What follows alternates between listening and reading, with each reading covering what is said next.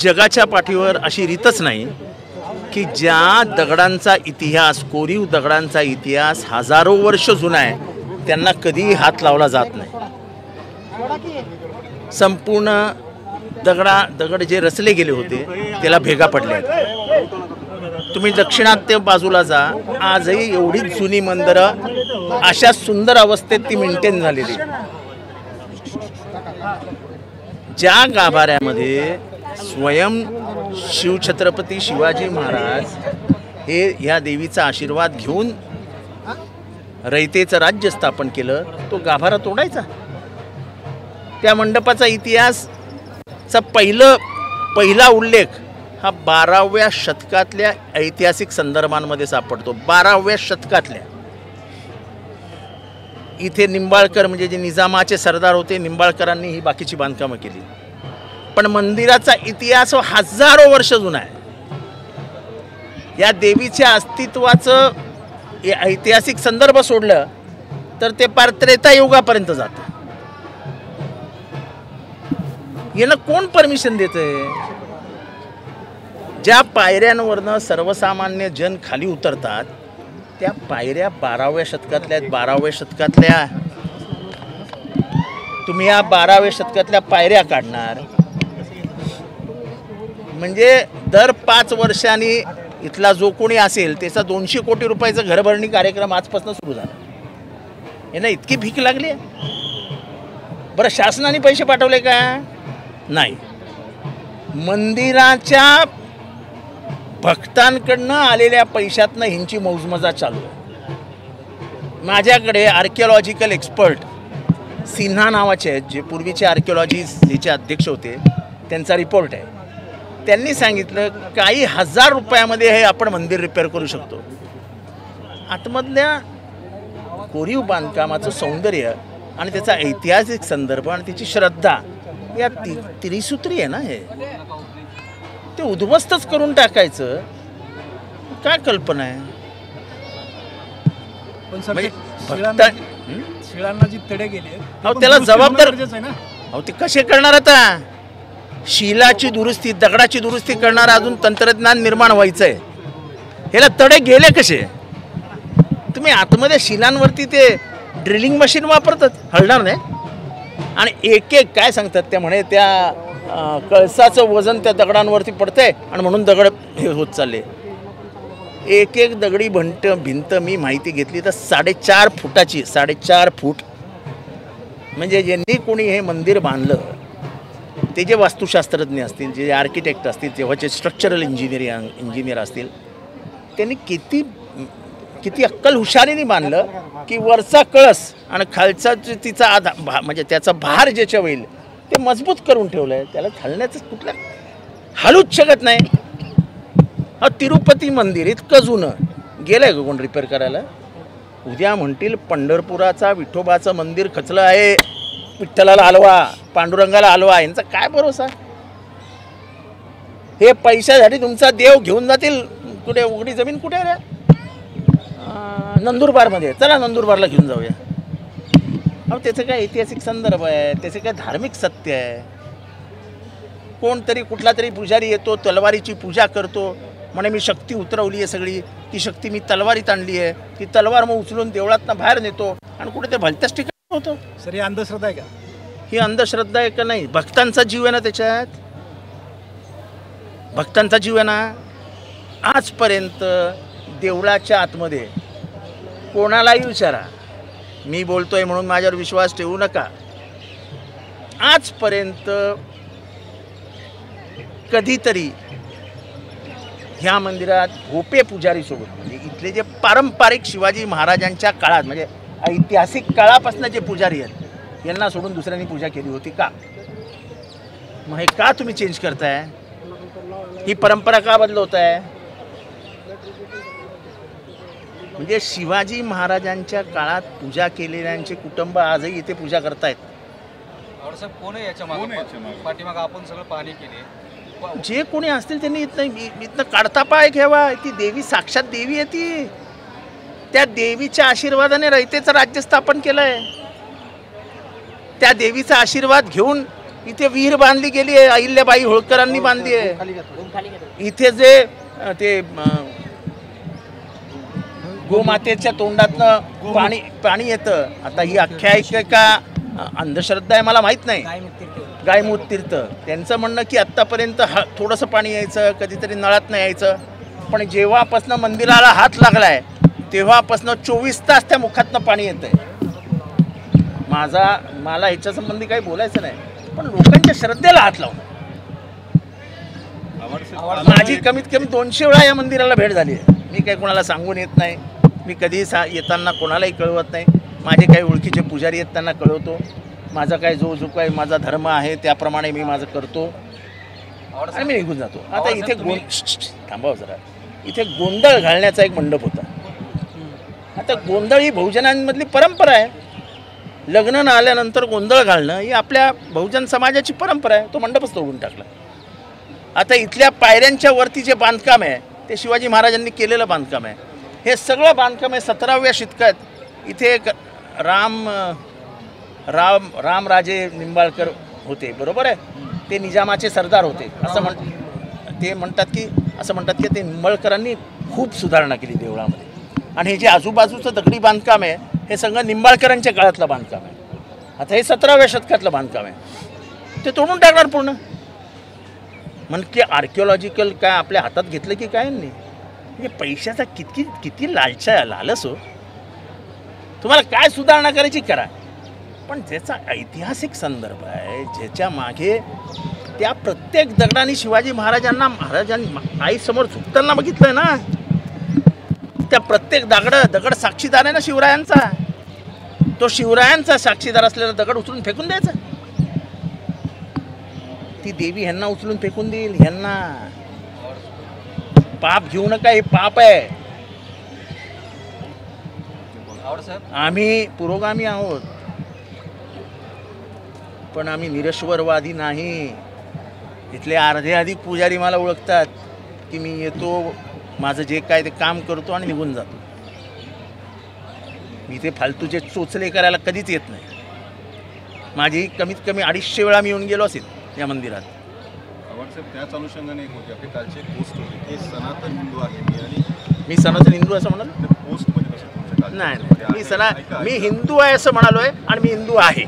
सनातन नाही, मी सनातन हिंदू असूच शकत नाही. काल ट्विट केलं त्याच्यामध्ये आपण जे काय असेल ते माझ्या ह्याच्यावरनं आले असेल, पण मला हा प्रश्न विचारू नका.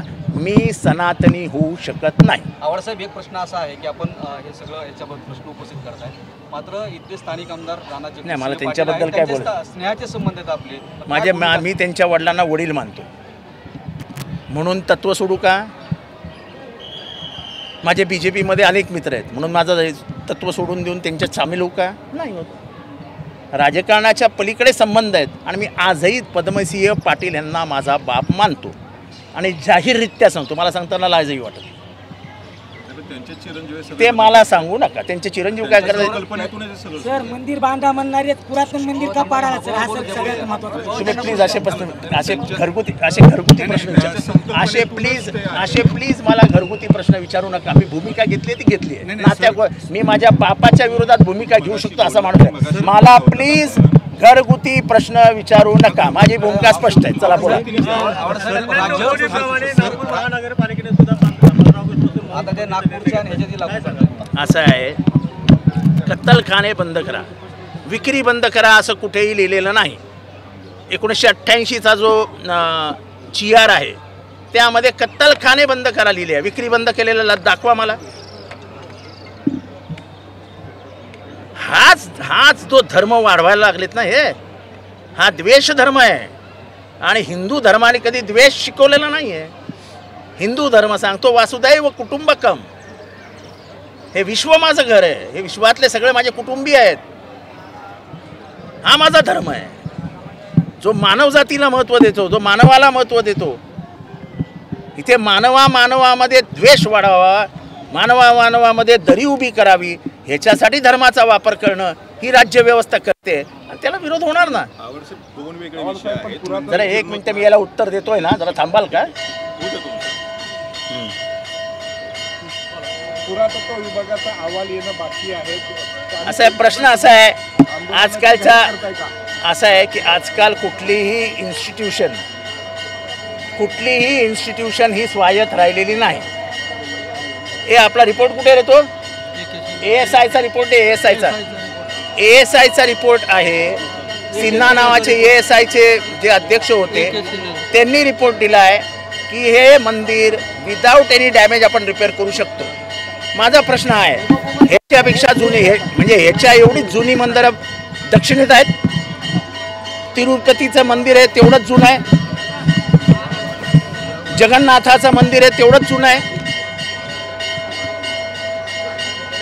त्याला बरा भेगा नाही गेल्या त्याच्यात आणि एवढं जर हाऊस आहे तर शासनाने द्यावा ना 2000 कोटी रुपये आणि हे मंदिर तसंच ठेवून बाकीचं करा ना जे सौंदर्य करायचं आहे ते तुम्हाला.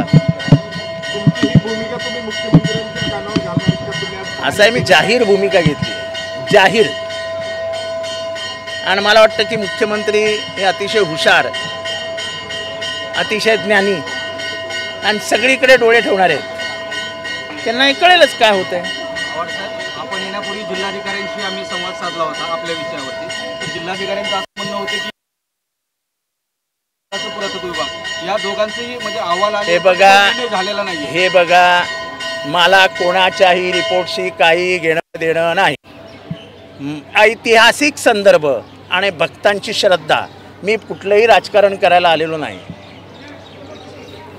त्यामुळे मला मुख्यमंत्री आमदार काही भक्त म्हणून आलेलो आहे. मी कुठल्या पक्षाचा कोण आहे, कुठल्या पक्षाला घेऊन आलो आहे असं काहीही नाही. माझ्याबरोबर आलेत का इथले स्थानिक आमदार खासदार कोण आलेत का? नाही. माझ्याबरोबर सगळे भक्त आलेत आणि मी महाराष्ट्रातल्या भक्तांना आवाहन करणारे जिल्ह्यात जाऊन की चला येऊया. धर्म कोणाच्या बापाचा नाही, धर्म आमच्या सगळ्यांचा आहे. ज्या धर्माचे तेच त्या धर्माचा मी. 21 वर्षापासून या आराखड्याबाबतचा विचार होतो. आघाडी सरकारच्या काळातही काही कामं झाली, गाभाऱ्यातही फरशी बसवली होती, त्या वजनामुळे तडे गेले. असा संदर्भ कुठेही सापडत नाही. फरशा वरती लावत नाहीत, फरशा खालती लावतात. आपल्या माहितीसाठी सांगतो, म्हणून त्याला फरशी म्हणतात.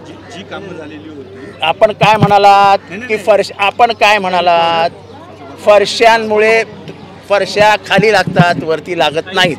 आणि 1 मिनटं, ह्या एका भिंतीची जाडी ही 4.5 फूट आहे. 4.5 फूट म्हणजे तेव्हाची जी सायंटिफिक डेव्हलपमेंट आहे त्याचाही विचार करा ना, की 4.5 फुटावरती कळस आहे. 4.5 फुटाच्या भिंतीला आधारलेला कळस आहे. म्हणजे तेव्हा किती सायंटिफिक कॅल्क्युलेशन त्यांनी केलं असेल. सिमेंट नाही, स्टील नाही, आणि त्याच्यावर तर हजारोनी वर्ष तो कळस टिकून आहे. आणि ह्याच देवळाचा कळस टिकून आहे का? तर अशी ह्या देशामध्ये कमीत कमी 1000 देवळं असतील जी हजारो वर्ष जुनी आहेत आणि त्यांना एकालाही तडा गेलेला नाही. यावर्षी 2 विषय आहेत की जीर्णोद्धार जे आहे ते मंदिर संस्थान स्वनिधीतून करतात, त्याच्यामध्ये कळसाचं काम आहे आणि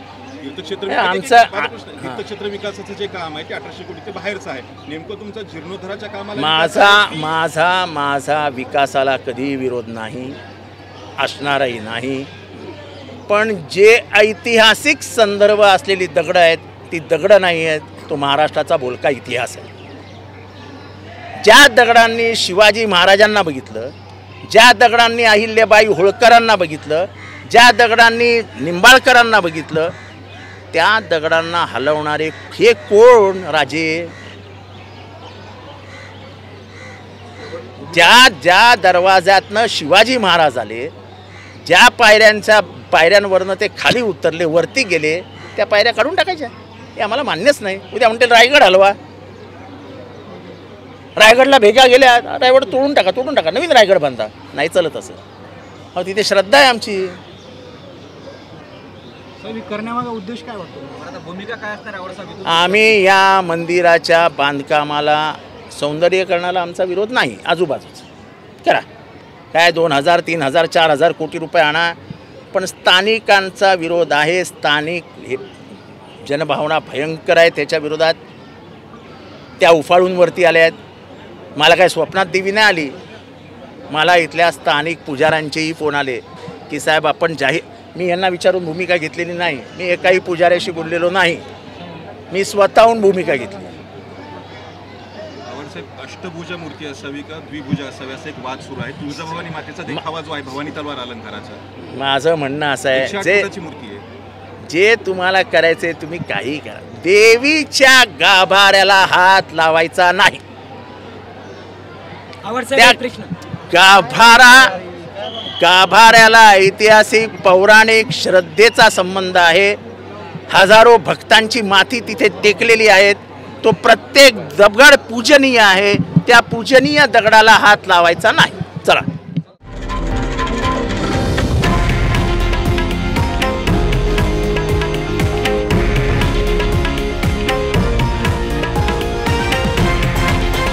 हे आहे देशातील नंबर 1 न्यूज नेटवर्क आणि आपण पाहत आहात TV9 मराठी, एकमेव.